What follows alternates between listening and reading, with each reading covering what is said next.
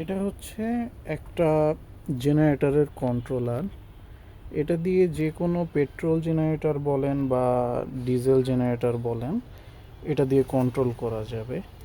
তো এই যে দেখতে পাচ্ছেন, এটা হচ্ছে গ্রিড থাকার সাইন। এটা হচ্ছে জেনারেটর চললে এই লাইটটা জ্বলবে। এটা হচ্ছে ম্যানুয়াল মোডে যদি রাখা হয়। এটা হচ্ছে অটো মোডে। এটা হচ্ছে স্টপ বাটন, এটা টিপে ধরে রাখলে স্টপ হবে ম্যানুয়াল অবস্থায়। এটা হচ্ছে ম্যানুয়াল অবস্থায় আছে। এটা হচ্ছে স্টার্ট হবে ম্যানুয়াল পজিশনে। হ্যাঁ, তো এটাতে যদি আমরা অটো দিই, তো প্রথমে এখানে নাম লেখা উঠবে। এই যে এখানে জি মানে হচ্ছে গ্রিড, এমসি অফ। এই এমসিটা হচ্ছে আপনার গ্রিডের যেই ম্যাগনেটিক কন্ট্যাক্টটা আছে, সরি, জেনারেটরের যে ম্যাগনেটিক কন্ট্যাক্টটা আছে ওইটার পজিশন বলে। আর পিজি স্ট্যান্ড বাই মানে হচ্ছে আপনার পেট্রোল জেনারেটরটা কী অবস্থায় আছে। এটা ডিজেলে বসাইলে এটা ডিজি লেখা উঠবে আর কি। তো এমতে হচ্ছে মোড অটো।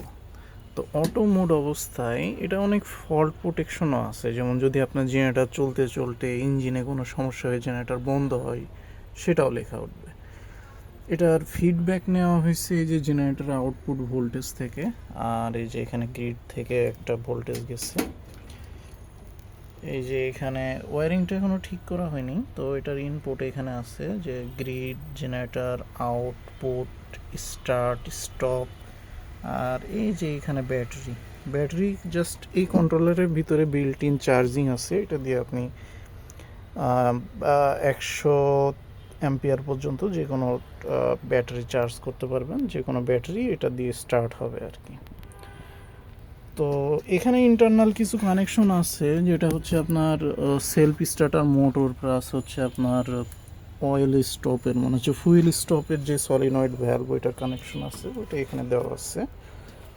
তো এই যে এখন অটো মোডে আছে। এখন অটো মোডে যদি আমরা গ্রিড অফ করি, এই যে আমি অফ করে দিলাম, তখন দেখেন এখানে গ্রিড লস্ট লেখা উঠবো। 10 সেকেন্ড ওয়েট করবে, যে এর ভিতরে যদি আবার গ্রিড চলে আসে তাহলে ও অটোমেটিক স্টপ ইনিশিয়েট করবে। করার পরে গ্রিড বাউন্স লেখা উঠবে। যে গ্রিড বাউন্সের মানে হচ্ছে ধরেন ওই ক্র্যাঙ্কিং টাইমে যদি স্টার্ট হওয়ার সময় যদি গ্রিড অফ হয়ে আবার অন হয়, মানে আমি যেটা করলাম আর কি, যে গ্রিড একবার অফ হয়ে অন হয়েছে, ও কিন্তু জেনারেটর ওই টাইমে স্টার্ট করবে না, একটু টাইম নেবে, নিয়েই করবে। এখন ধরেন পার্মানেন্টভাবে বিদ্যুৎ চলে গেছে, এখনও গ্রিড লস্ট, এই টাইমটাও স্ক্যান করতে থাকবে যে গ্রিড আবার ফেরত আসে কি না। তারপরে ও ক্র্যাঙ্ক নিবে। ক্র্যাঙ্ক মানে হচ্ছে সেলফ মারা।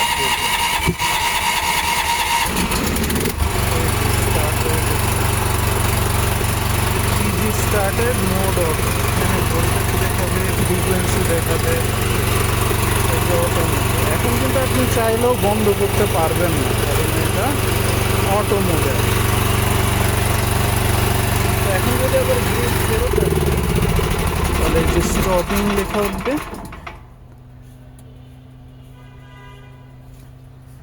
তো আরও অনেক সমস্যা এ অটোমেটিক স্ক্যান করতে পারে, যেমন ধরেন আপনার এখন এই যে ম্যানুয়াল মোড দেখায়, ম্যানুয়াল মোডে কন্ট্রোলারটা অফ হয়ে যাবে, তখন এখান থেকে আপনি স্টার্ট দিতে পারবেন।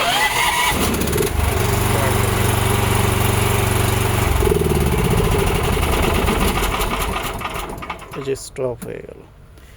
এখন ম্যানুয়াল মোডে তো এভাবে স্টার্ট স্টপ হলো, অটো মোডে ধরেন কারেন্ট চলে গেলেই স্টার্ট হবে। তো এর ভিতরে সেটিংস আছে, যেমন এই বাটনটা দিয়ে অটো ম্যানুয়াল সিলেক্ট করা যাবে। যে এখানে লেখা আছে select, left, up, down, reset.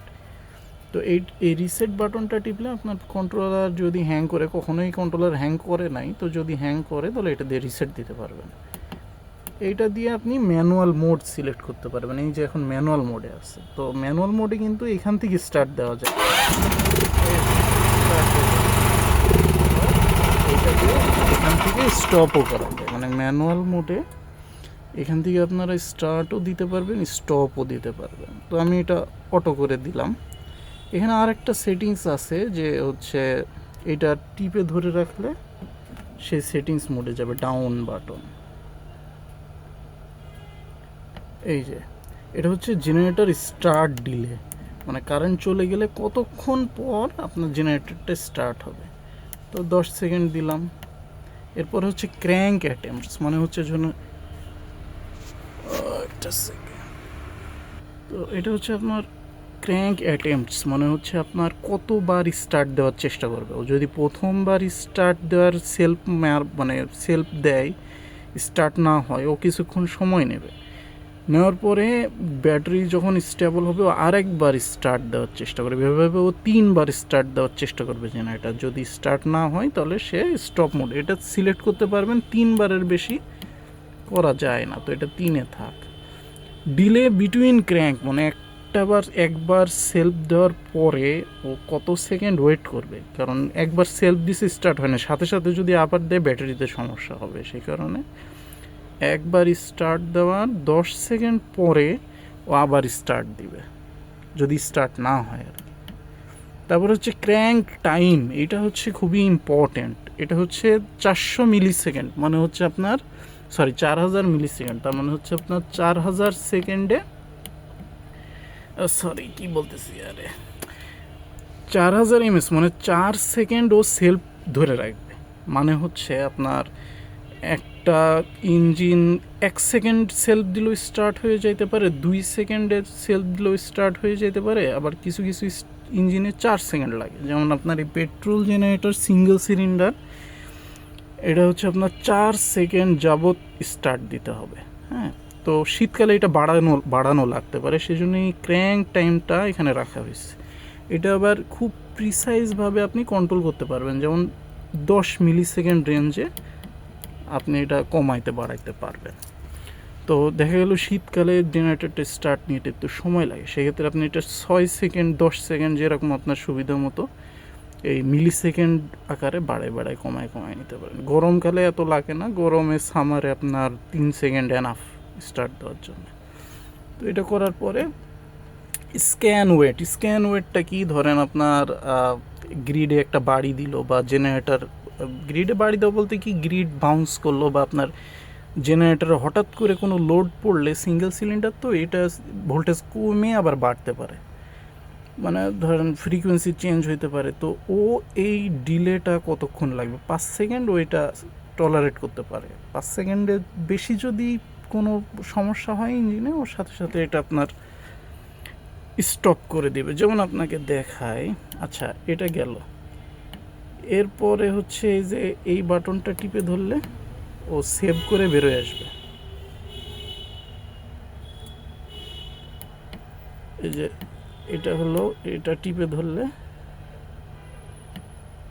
এই যে সিলেক্ট বাটন টিপে ধরলে সেভ করে অটো বেরোয় আসবে। এই যে অটো মোডে চলে আসলো। এখন আমরা জেনারেটরটা আবার স্টার্ট দিব অটোতে। এই যে গ্রিড চলে গেল, গ্রিড লস্ট।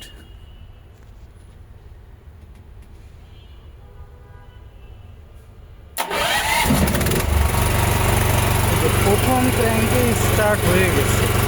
এখন যদি আপনার জেনারেটর কোনো কারণে অফ হয়ে যায়, যে জেনারেটরের আপনার আউটপুট বন্ধ হয়ে গেছে কোনো কারণে, আবার ফিরে আসছে, এটা যদি 5 সেকেন্ডের মধ্যে এটা হয় তাহলে জেনারেটরই হবে না। কিন্তু ধরেন জেনারেটর বন্ধ হয়ে গেছে, এর মানে হলো জেনারেটরের যদি আউটপুট কখনো বন্ধ হয়ে যায়, জেনারেটরের মোটরে বা ওই অল্টারনেটরে কোনো সমস্যা হয়, সেক্ষেত্রে এটার সাথে সাথে জেনারেটরকে স্টপ করাই দিবে। আর এখানে ফল্ট লেখা উঠবে যে পিজি পেট্রোল জেনারেটরের কোনো সমস্যা হয়েছে। তো এখন এখানে কিন্তু কোনোভাবেই আপনি আর স্টার্ট দিতে পারবেন না। এখানে তখন আপনাকে কি করতে হবে, এটা এই যে কারেন্ট আসুক বা যাক এটাতে কোনো মানে অটো স্টার্ট হবে না। সেক্ষেত্রে আপনাকে কি করতে হবে, রিসেট দিতে হবে। এই যে রিসেট হয়ে গেল। এখন আবার নতুন করে এখন তো অফ করা আছে, গ্রিড অফ করা আছে, দেখেন আবার স্টার্ট নেওয়ার চেষ্টা করবে। তো আউটপুট কিন্তু বন্ধ করা, চেক করতেছে যে জেনারেটর অন হয়েছে কিনা।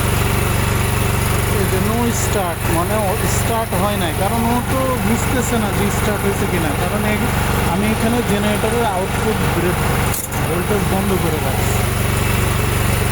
তো আরেকবার ক্র্যাঙ্ক নেওয়ার চেষ্টা করতেছে, কিন্তু দেখতেছে যে স্টার্ট হয় না, নো স্টার্ট। তো এইভাবে ও 3বার চেষ্টা করবে।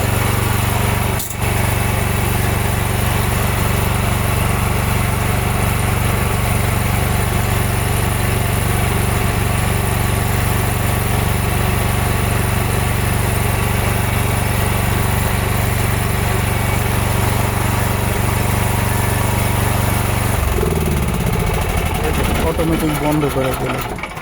এবার দেখেন লেখা উঠবে নো স্টার্ট 3টা ক্র্যাঙ্কে, মানে হচ্ছে 3টা ক্র্যাঙ্ক দেওয়ার পরেও জেনারেটর অন হয় নাই, কিন্তু জেনারেটর অন হয়েছিল। আমরা যে এখানে ব্রেকার অফ করে রাখছি জেনারেটর বডি, ব্রেকার অফ থাকার কারণে বুঝতে পারে নাই যে হচ্ছে জেনারেটর স্টার্ট হয়েছে কিনা। তো এই ক্ষেত্রেও আপনার এইখানে কোনো বাটন কাজ করবে না, কিচ্ছু কাজ করবে না, স্টার্ট স্টপ কিচ্ছু কাজ করবে না, জাস্ট আপনাকে এটা রিসেট দিতে হবে। রিসেট দিলে আবার আগের মতো এই যে গ্রিড অফ আছে, আবার স্টার্ট নেওয়ার চেষ্টা করবে। তো আমরা গ্রিড ফেরত এনে দিলাম, এই যে গ্রিড আবার ব্যাক চলে আসছে। এই যে ও একটা ফল্ট ক্লিয়ার টাইম নেবে,